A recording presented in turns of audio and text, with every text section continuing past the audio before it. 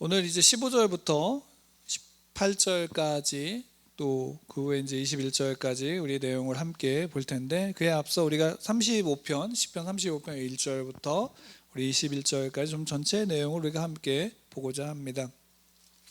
특별히 이제 오늘 본문 15절부터 우리 18절까지를 보게 되어지면 우상에 대한 이야기가 나옵니다.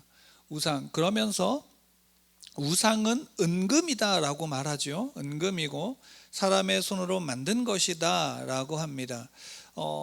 여기서 이제 우리가 왜 우상은 은금이라고 했을까? 보통 우리가 좋은 것을 표현할 때, 또 좋은 것을 이야기할 때 어떤 대상에 대해서, 그것에 대해서 금이나 또는 은으로 표현하게 됩니다. 그러니까 그것이 왜냐하면 사람들에게 있어서 은금은 뭐 과거나 현재나 또 앞으로도 마찬가지일 겁니다.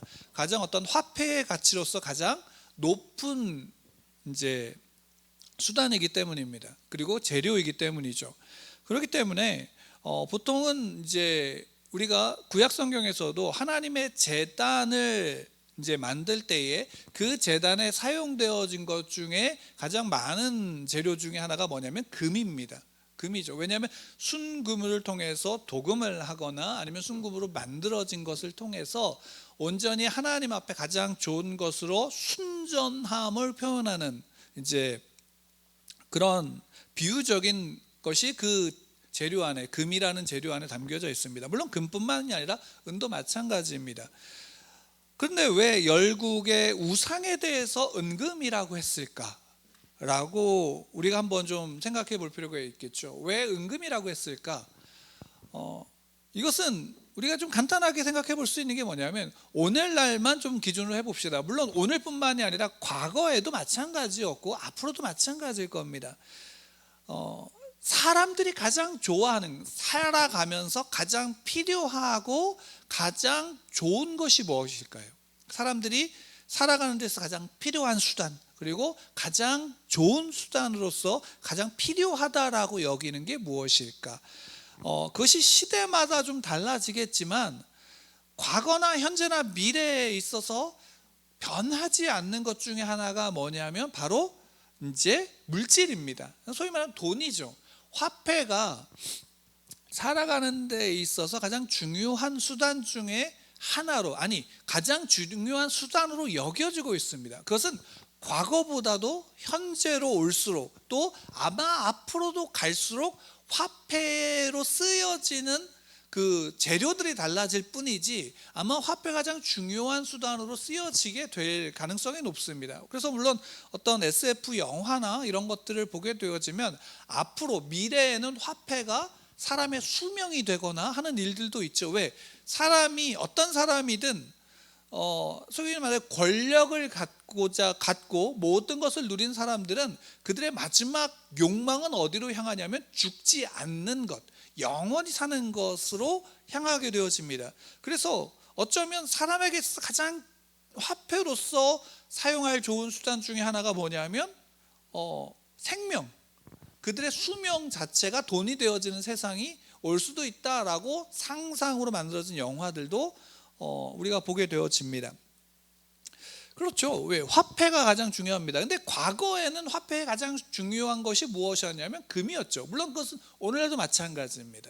근데 열국의 우상이 금으로 만들어졌다라는 거죠. 이것은 무엇을 상징하냐면 결국에는 그 사람들의 욕망의 집합이라는 것을 이야기합니다.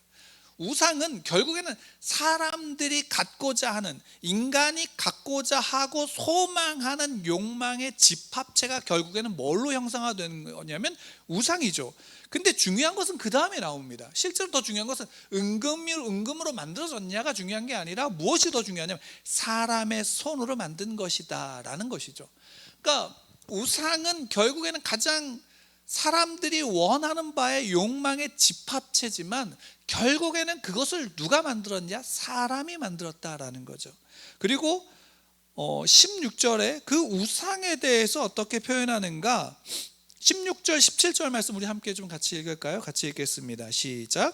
입이 있어도 말하지 못하며 눈이 있어도 보지 못하며 귀가 있어도 듣지 못하며 그들의 입에는 아무 호흡도 없나니 결국에는 이게 뭘 얘기할까요? 그러니까 입이 있어도 말하지 못하고, 눈이 있어도 보지 못하고, 귀가 있어도 듣지 못하고, 입이 있어도 호흡하지 못한다라는 거죠. 그러니까 이게 결국에는 뭐냐면 살아있는 존재가 아니다라는 겁니다. 좀 더 극단적으로 얘기하면 무생물이라는 거죠. 그리고 무생물은 소위 말한다면 사람과 관계를 할 수 있는 존재인가요, 아닌가요? 물론 일본의 무속신앙 중에서는 사람이 오랫동안 사용한 물건에 영이 깃든다라고 해서 우리 식으로 하면 귀신이 깃들어서 그것이 신적인 존재처럼 대해지는 경우가 있지만, 우리가 보통은 일반적으로는 무생물, 그러니까 어떤 만들어진 물건이 생명적인 어떤 존재, 생명체라고 생각하지 않고 그것은 무생물이죠. 그러니까 무생물이라는 것은 그것과 무생물은 사용할 뿐이지 그것과 관계를 맺을 수 없는 것입니다. 그러니까 결국에는 우상은 자기의 의지가 없어요. 그 의지는 오롯이 무엇에 있냐면 그 우상을 만들고 그 우상을 향해서 자기의 욕망을 투영한 존재들의 의지만 있을 뿐이에요. 쉽게 말하면.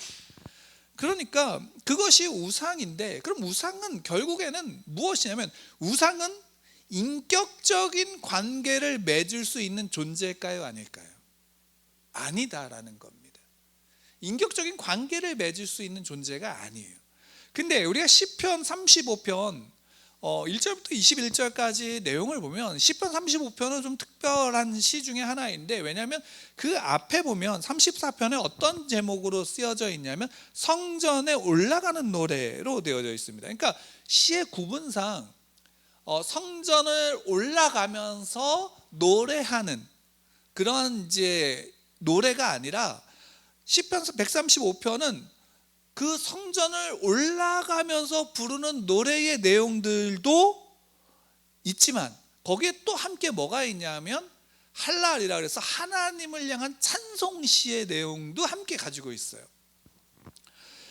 하나님을 찬양하는 시의 내용이, 그러니까 두 개가 같이 중복되어 있어요. 물론 그것으로 이것이 어떤 시다, 물론 모든 시가 마찬가지지만 구분하고 확정하는 것은 사람마다 좀 다를 수 있고 또 학자마다 달라질 수 있지만, 어쨌든 135편은 그 내용이 함께 그 안에 들어가 있지요.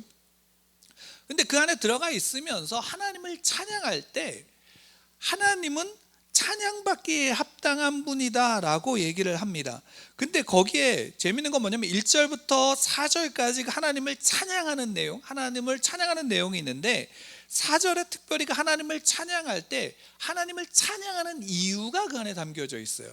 4절 말씀 우리 함께 좀 읽을까요? 4절 말씀, 135편 4절 말씀 함께 읽겠습니다. 같이 시작. 여호와께서 자기를 위하여 야곱 곧 이스라엘을 자기의 특별한 소유로 택하셨음이로다. 그러니까 그 앞에 할렐루야 여호와의 이름을 찬송하라, 여호와의 정도라 찬송하라, 여호와의 집, 우리 여호와의 성전 곧 우리 하나님의 성전들에 서 있는 너희여 여호와를 찬송하라. 여호와는 선하시며 그의 이름이 아름다우니 그 이름을 찬송하라 라고 노래하는데, 그 이유가 뭐예요? 찬송할 수 있는 이유가 어디에 있어요? 하나님이 그 백성을 어떻게 하셨어요? 선택하셨다라는 겁니다. 여기에 담겨져 있는 게 무슨 의미냐면, 그러니까 인간이 자기의 행복과 욕망을 위해서 하나님을 찾아가지 않았다라는 거예요. 그리고 오히려 반대로 하나님이 인간을 향해서 오셨다라는 사실입니다. 그러니까 성경은 구약이나 신약이나 모든 성경의 내용 속에서 보면 우리가 하나님을 찾아간 게 아니라 하나님이 우리를 찾아오신 거예요. 달리 얘기하면 이거죠. 우리가 진짜 하나님을 믿지 않았던 상태에서 하나님을 알았더라면, 하나님이 어떤 분인지를 알았더라면 그 하나님을 믿고 그 하나님을 찾아갔을까요? 못 갔을까요? 아마 하나님을 온전히 성경에서 계시해 주신 바로 그 하나님, 그 하나님임을 알았다면 아마 사람들은 찾아갔을 거예요. 왜? 천지를 창조하신 전능하신 하나님이시고 그분이 하시지 못할 일이 있나요, 없나요? 없기 때문이에요. 근데 왜 사람들은 그 하나님을 찾아가지 못하고 또 알 수도 없었을까요? 이유는 간단해요.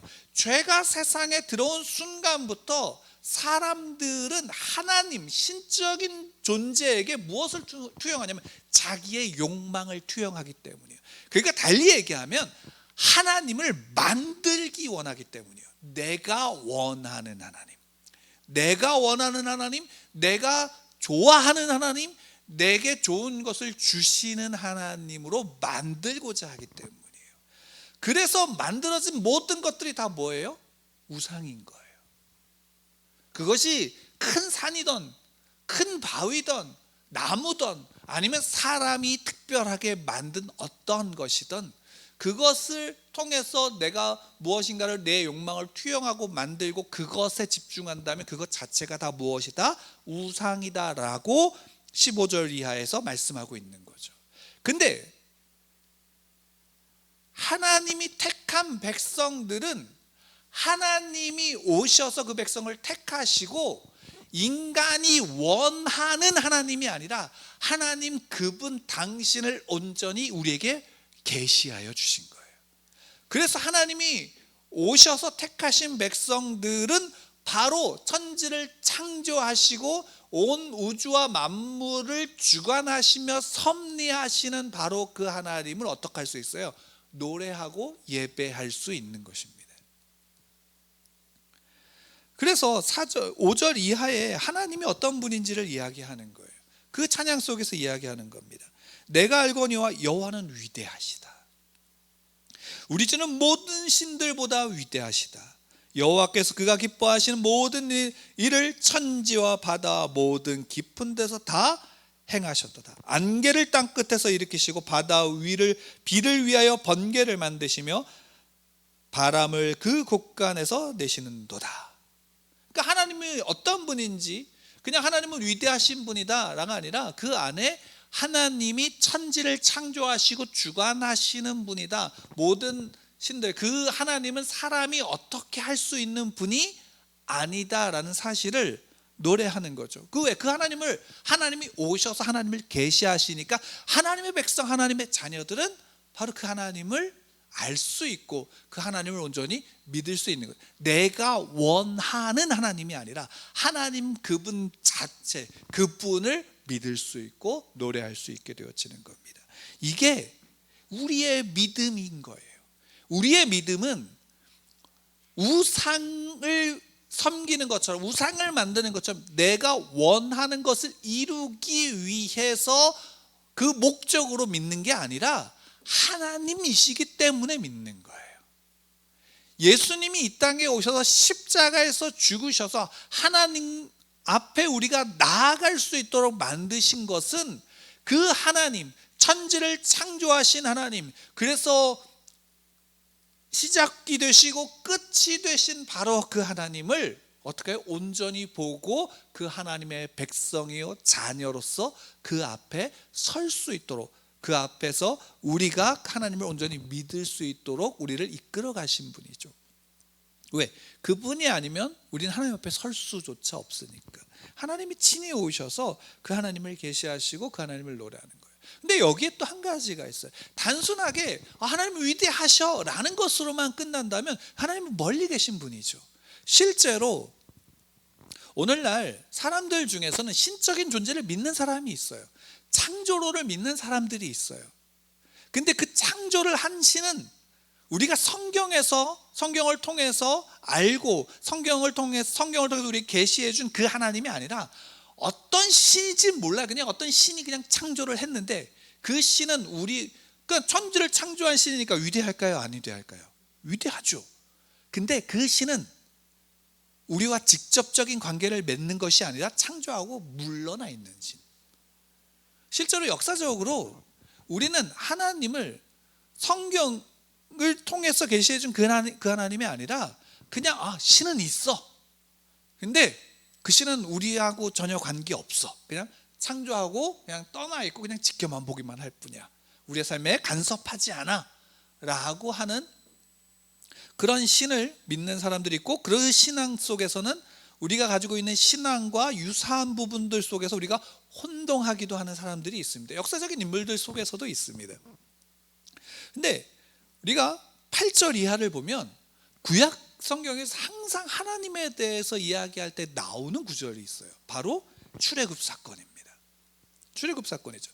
왜 출애굽 사건을 이야기하냐면 하나님이 창조를 하시고 먼 곳에서 그냥 계시기만 한 분이 아니라 실제로 우리의 삶의 영역 속에 들어오셔서 그 택한 백성들 자녀들과 함께 하시는 하나님이시다라는 사실을 알게 하는 거예요. 그러니까 하나님은 우리와 동떨어진 하나님이 아니라 늘 우리의 삶의 영역에서 우리와 함께 하시는 하나님이다라는 것을 보여주는 거예요. 그리고 그 삶의 모든 순간들 속에서 하나님은 어떻게 하시는가? 하나님의 뜻을 성취하신다. 누구를 통해서? 하나님의 백성들을 통해서 성취하신다라는 것을 말씀하시고 있는 겁니다.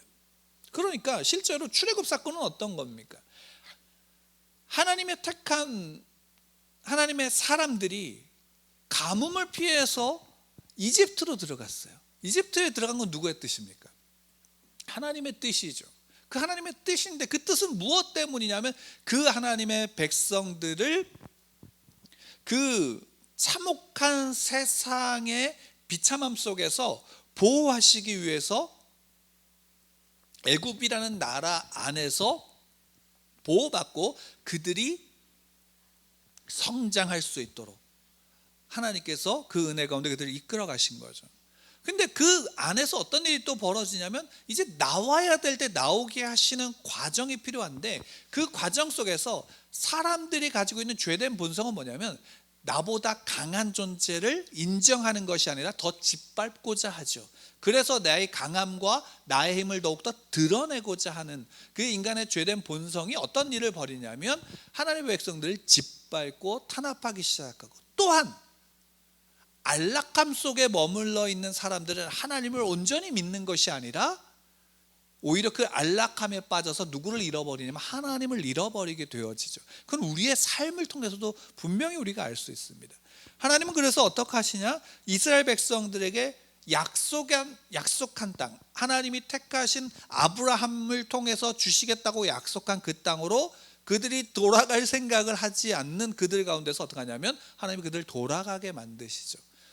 그 과정에서 이스라엘 백성들이 원하는 일이 일어났나요? 원하지 않는 일이 일어났나요? 원하지 않는 일이 일어났죠. 물론 그것이 하나님께서 그렇게 하셨다, 아니면 인간의 죄된 본성이 그렇게 되게 한 것들 중에서 하나님이 내버려 두심 속에서 하나님의 구원을 하나님께서 은혜로 그들을 구원하셨다라는 부분으로 여러 볼 수 있고, 또 그 안에서 하나님은 어떻게 하면 이스라엘 백성들을 이끌어간대. 중요한 건 뭐냐면 하나님은 늘 하나님의 백성들과 어떻게 하시면 그 과정에서 함께 하심을 보여주죠. 애굽에서 그들이 노예로 핍박당하고 있을 때 그들이 외치죠. 왜 우리가 여기에서 이러고 있습니까? 왜 우리가 이런 고난을 받고 있습니까? 라고 외칠 때 하나님은 그들이 당하고 있는 모든 고난을 어떻게 하냐? 보셨고 들으셨다라고 말씀하고 있어요. 하나님은 늘 그때도 함께 하셨고, 그때 함께 하시면서 그들의 고통 속에서 아파하신 분이 누구냐면 하나님이시고, 결국 그들을 이끌어내시기 위해서 하나님은 모세를 보내심으로 말미암아 애굽에서 나오게 하셨죠. 그 과정의 모든 순간들 속에서 하나님은 이스라엘 백성들과 함께 하고 계시는 것을 더 분명하게 보이셨어요. 구름 기둥을 보이셨고 불 기둥을 보이셨어요. 만나를 주셨고 메추라기를 주셨으며 바위에서 생수의 강이 흘러나오게 하셨어요. 근데 중요한 건 뭐냐면 그런 모든 것들을 눈으로 현실로 보고 있음에도 불구하고 사람들은 그것을 통해서 하나님을 더욱더 믿는 것이 아닌 예전에 어려움을 당할 때마다 과거 애굽의 삶이 더 좋았어요 라고 말하는 그 모습들을 보이죠. 왜냐하면 하나님이 있음에도 불구하고 사람의 죄된 본성은 어떻게 하는가, 어떠냐면 결국엔 우상을 향해서 가게 되어지는 모습들을 그 안에서 보여주게 되는 겁니다. 하나님은 그럼에도 불구하고 끊임없이 어떻게 하셨냐면 그 안에서 함께 하셨고 그들을 용서하셨고, 또 때로는 죄를 깨닫게 하기 위해서 또 그 주변에 있는 열강들을 이용하기도 하셨어요. 그게 구약의 내용 아닌가요? 근데 구약의 내용 속에서 하나님이 정말로 가까이 함께 하셨던 그 순간의 역사가 언제냐면 출애굽식이에요. 그럼 그때만 함께 하셨냐가 아니라 지금의 우리의 삶 속에서도 하나님은 우리와 함께하고 계신다라는 것을 우리는 성경을 통해서 분명히 더욱더 알기에 고백할 수밖에 없는 게 뭐냐면 그때의 그 모습이 지금 내게도 있습니다라고 고백하게 되어지는 거죠. 실제로 그러합니다. 그래서 출애굽 사건은 구약에서 하나님의 함께 하심이 계속 반복되는 역사이기도 하고 또 실제로 신약에서도 그것을 통해서 하나님이 우리와 함께 하신다는 사실을 보여줍니다. 여러분, 그러니까 여기에서 우리가 좀 한번 되돌아보고자 하는 것은 이겁니다. 우리의 믿음은 어디에 있습니까? 우리의 믿음은 무엇입니까? 분명한 것은 우리가 성경을 통해서 기독교적인 믿음, 우리의 믿음은 관계에 있습니다. 우리의 믿음은 하나님과 나와의 관계 속에 있는 거예요. 그리고 그 관계는 하나님이 우리를 찾아오심으로 말미암아 시작되어졌고 그 관계를 통해서 우리는 누구를 아냐면 하나님이 어떤 분인지를 아는 거예요. 그리고 그 하나님이 어떤 분인지를 아는데 그 하나님과 내가 어떠한 관계인지가 출애굽 사건을 통해서 드러나는 거예요. 근데 중요한 건 뭘까요? 문제는 뭘까요? 우리는 은금으로 만든 우상을, 우리의 욕망이 투영되어진 하나님을 우리는 찾고자 한다라는 거예요. 아무런 인격적인 존재도 되지 못하고 말도 못하고 아무런 행동도 할 수 없는 우상을 향해서 내가 원하는 바의 욕망을 거기에서 받고자 하는데 그 대상이 하나님을 믿는 자들 중에서도 어떤 일이 벌어지냐면 하나님을 그렇게 만들려고 한다라는 거죠. 그래서 실제로 이 시대가, 이것이 이 시편이 노래되어진 그 시대가 여러 우상들이 판을 치는 시대이기도 했지만 실제로 구약 성경에서 우리가 보게 되었지만 이스라엘 백성들이 하나님을 믿지만 세상의 다른 신들도 믿나요? 안 믿나요? 믿어요. 양다리를 거치죠. 그리고서 그 안에서 세속적인 욕망을 우상들을 통해서 채우려고 한 모습들을 보게 되죠. 그러면서도 하나님을 믿는다고 합니다. 그러면서도 하나님을 믿고 또 하나님이 주신 것들을 그 욕망의 수단으로 활용하게 되어지죠. 이게 어디서 나타날까요? 예수님께서 오셨을 때 가장 비난을 받았던 바리새인들의 모습입니다. 유대인들의 모습입니다. 왜? 율법을 통해서 자기의 욕망을 채우는 거죠. 율법을 통해서 남보다 내가 더 높은 존재이고 나은 존재다라는 사실을 나타내고자 하는 그 모습 속에서 예수님은 책망하고 있는 장면을 보게 되어집니다. 여러분, 우리의 믿음은 어디에 있을까요? 실제로 어제 그 영국에 있는 프리미어 리그라고 하는 축구 이제 리그가 있어요. 거기 리그에서 우리가 잘 아는 손흥민 선수가 또 한 골을 넣어서 강팀을 이겼어요. 강팀을 이겼는데 사람들이 그게 한 새벽 1시 반쯤에 이제부터 시작했는데 많은 축구를 좋아하는 사람들은 그 뉴스를 보고 또 그 이후에 축구를 좋아하지 않더라도 손흥민이 어떤 역할을 했는지를 또 뉴스를 찾아보는 사람들이 많죠. 그러면서 그런 결과에 대해서 어떻게 할까요? 기뻐하고 즐거워합니다. 근데 우리가 실제로 그 경기를 뛴 것도 아니고 우리가 거기에 있는 것도 아니에요. 때로는 우리의 평소엔 관심도 없이 보내다가도 그런 소식을 접하면 괜히 마음이 기뻐지는 것을 보게 되죠. 이유가 뭘까요? 그 손흥민이라는 선수가 비록 나하고는 피도 하나 섞이지 않을 수 있고 또 실제로 얼굴도 실제로 보지 못했고 다만 이름만 알고 있는 사람이지만 그럼에도 불구하고 그가 한 활약, 근데 그가 어떤 사람이냐면 대한민국의 국민이라는, 대한민국의 나와 같은 동포라는 이유만으로 그가 한 결과에 대한 자부심을 누가 느끼나요? 우리가 동시에 느끼죠. 왜? 그는 날 몰라도 나는 그를 알아요. 그리고 우리의 둘의 관계는 무엇으로 묶여 있냐면 대한민국의 국민이라고 하는, 또 한 나라 한 민족이라고 하는 그 안에 묶여져 있기 때문에 우리는 그것에 대해서 같은 즐거움을 느끼죠. 실제로 하나님과 우리의 관계는 그것보다 더하죠. 왜? 하나님은 친히 결코 하나님 앞에 갈 수 없는, 하나님 알 수도 없고 그 하나님 앞에 절대로 설 수 없는 죄인인 우리를 위해서 친히 오셨고, 오신 것뿐만이 아니라 우리를 그 죄에서 구하시기 위해서 당신의 생명을 주신 분이고, 그 피를 통해서 우리를 씻고 죽음이 아닌 생명으로 부활 속에서 우리는 새로운 생명을 얻게 하신 그 은혜죠. 그 관계 안에 묶여 있단 말이에요. 그러면 정말로 우리의 신앙 속에서는 은금으로 만들어진 우상, 내 욕망이 성취되어지는 것으로 인한 기쁨이 내 생애의, 내 삶의 가장 큰 기쁨으로 차지하는 것이 아니라 하나님과의 관계 속에서 그분이 성취하시고 이루실 일들, 또 이미 성취하신 일들이 내 기쁨이 되어지느냐라는 거죠. 그 관계 가운데 있냐라는 거예요.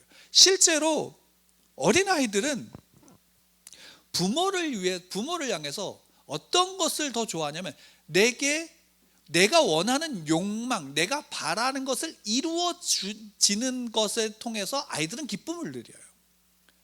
근데 거기에 항상 잃어버리는 게 있죠. 그게 누구를 통해서 이루어졌는지를 모르죠. 그리고 실제로 필요에 의해서는 그가 원하는 욕망을 들어주지 않는 경우가 점점 자라면서 어떻게 돼요? 더 많아지게 되죠.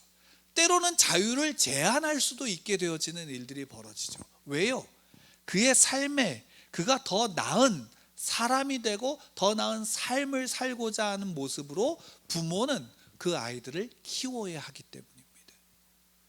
왜? 부모와 자녀의 관계죠. 단순하게 내 욕망만에 집중한다면 그 부모는 좋은 부모일까요? 나쁜 부모일까요?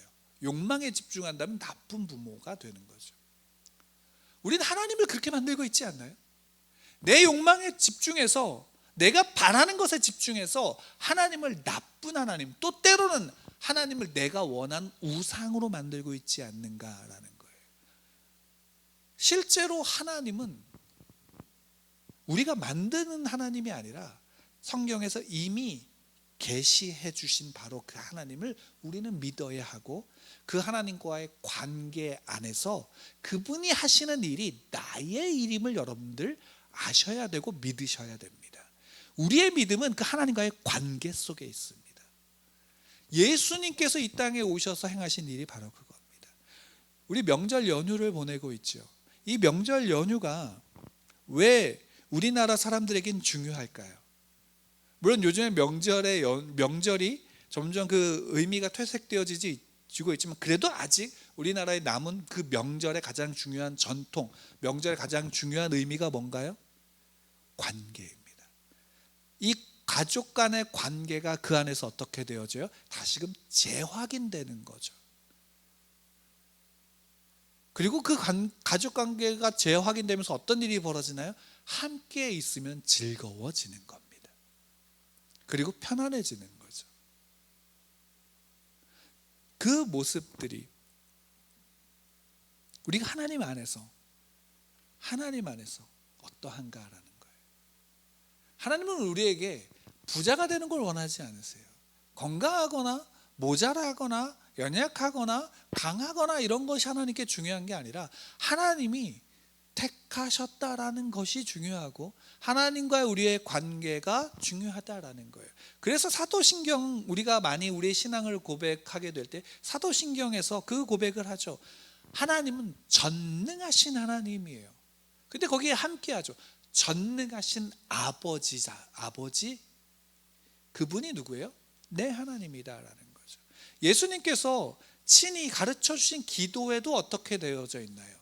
하늘에 계신 우리 아버지다라고 기도를 가르쳐 주셨죠. 하나님과 기도를 하고 있는 내가, 기도를 받는 대상이신 하나님과의 나와의 관계가 아버지와 자녀의 관계로 형성이 되어져 있다는 거예요. 우리의 관계는, 우리의 신앙, 우리의 믿음은 하나님과의 관계 안에 있다라는 것입니다. 그리고 그 관계는 점점 우리가 시간이 지나고 성숙해짐에 따라서 자녀가 부모를 이해하듯이 점점 어떻게 돼요? 하나님을 알아가는 과정 가운데 있습니다. 하나님을 알면 알수록 우리의 믿음은 어떻게 될까요? 성숙해지는 겁니다. 재미있는 건 뭐냐면 이 하나님과의 관계가 가장 분명하고 확실하게 드러나는 형식이 있어요. 그게 뭘까요? 우리의 믿음이 분명하게 드러나는 형식, 그게 바로 예배입니다. 하나님과의 관계가 예배를 통해서, 찬양과 간구를 통해서 어떻게 드러나요? 그리고 말씀을 통해서 우리의 올려짐과 하나님의 내려옴이 함께하죠. 근데 예배는 단순하게 그러면 혼자만 드리는 게 아니죠. 우리의 공적인 예배는 성도가 모여서 함께 예배하죠. 그 안에 뭐가 일어나나요?